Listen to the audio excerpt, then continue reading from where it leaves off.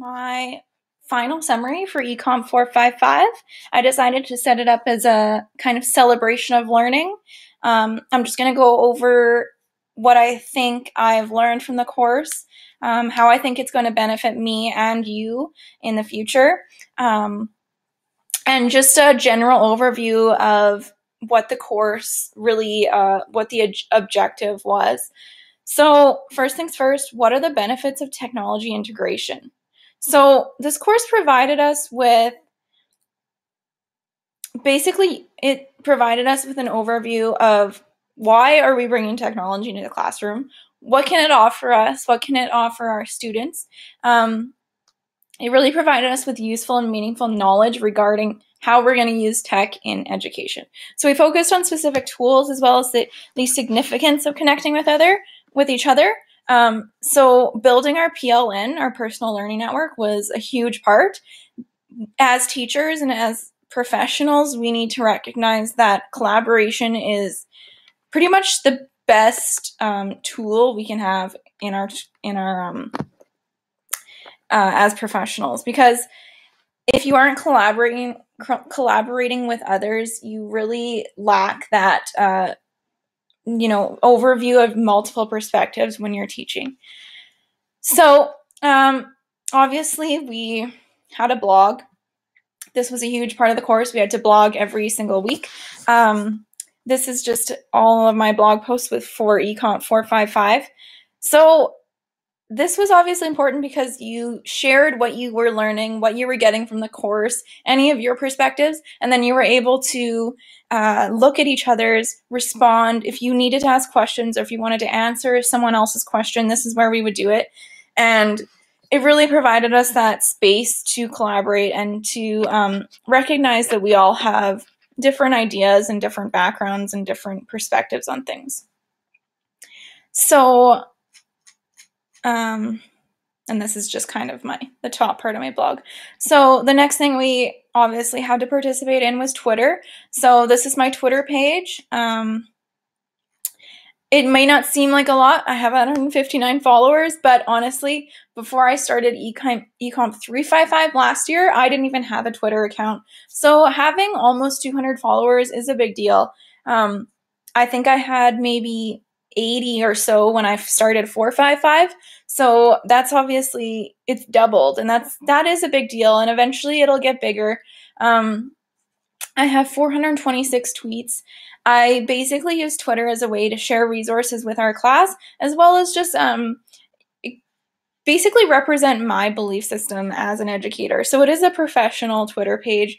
I share things like anything to do with social justice, things I believe in that aren't going to be too controversial, but obviously just making that identity for yourself through social media. So obviously we also had to use Google+. This is basically a space for our class to ask questions, share if you wanted to share that we made our blog post and we really wanted some feedback. This was where we would go, and I think that this is actually a pretty awesome opportunity that you could even use with your students in the future. This is a good little tool for collaboration as well. So next thing, we obviously focused on the usage of tech tools.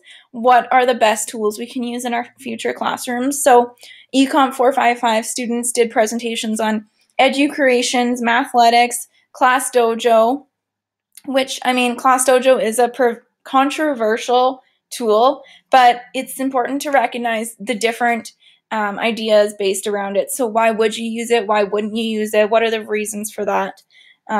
And really just understanding the tool in general. Also, we had Illuminations, Storybird, Help Me Tell My Story, Edmodo, which was done by myself and Whitney.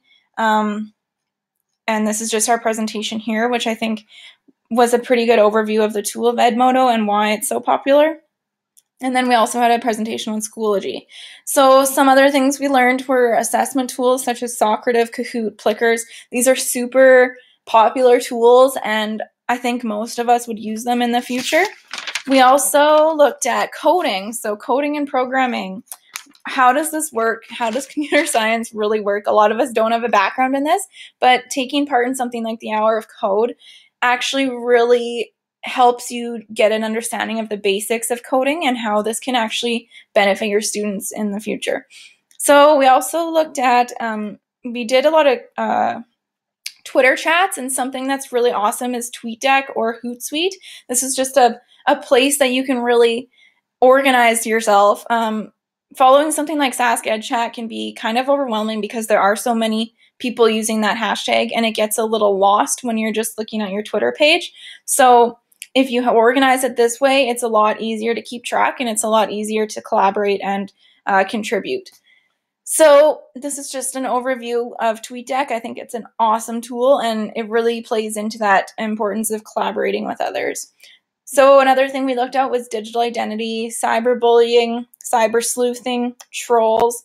So when we had the amazing experience of having Carol Todd talk to us about her daughter, Amanda, we obviously learned that trolls such as Philip Rose exist, and it helps us understand what our students will be up against someday, especially if you have that identity online.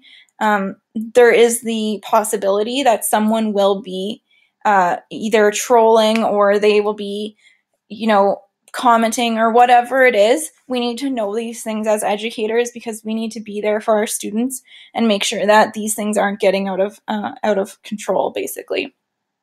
So another thing was cyber sleuthing. We looked at Alan Levine. So Alec basically said, okay, his name is Alan Levine, Google him. And we found out so many things just based on his identity online.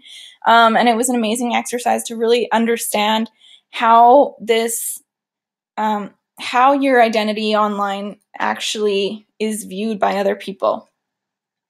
So once again, collaboration, I just kind of went over this. I think another thing was using Zoom as our place to have our class was amazing. I loved that tool. It was awesome that we could be on webcam and see each other, but as well as screen sharing. It was awesome for doing our presentations. I really enjoyed that. So the whole point of this class was learning from each other.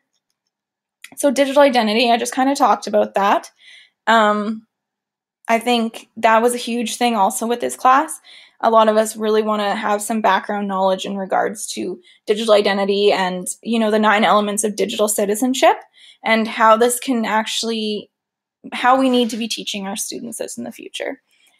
So I guess one last thing was the online activism, Slacktivism, I guess. So can you really make a difference by just posting through your computer? My post about this really focuses on, regardless of any online activism, I think even if you are just participating in an ALS Ice Bucket Challenge, you are contributing to awareness. You are usually contributing to some sort of financial donation.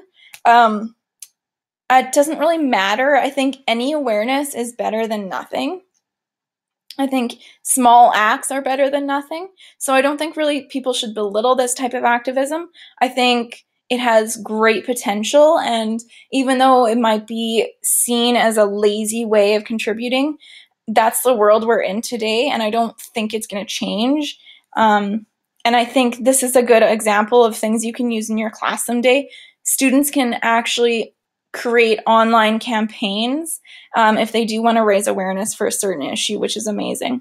So just to finalize, I want to say we should celebrate. Thank you, eCompers. I think we've learned from each other. I think this was a great course. It was awesome to be able to literally sit on my couch on my computer and learn from different people in the program. And I wish everyone a great future. And I hope that this course has really helped you in your professional lives and in your professional lives. And yeah, I wish everyone good luck. Thank you.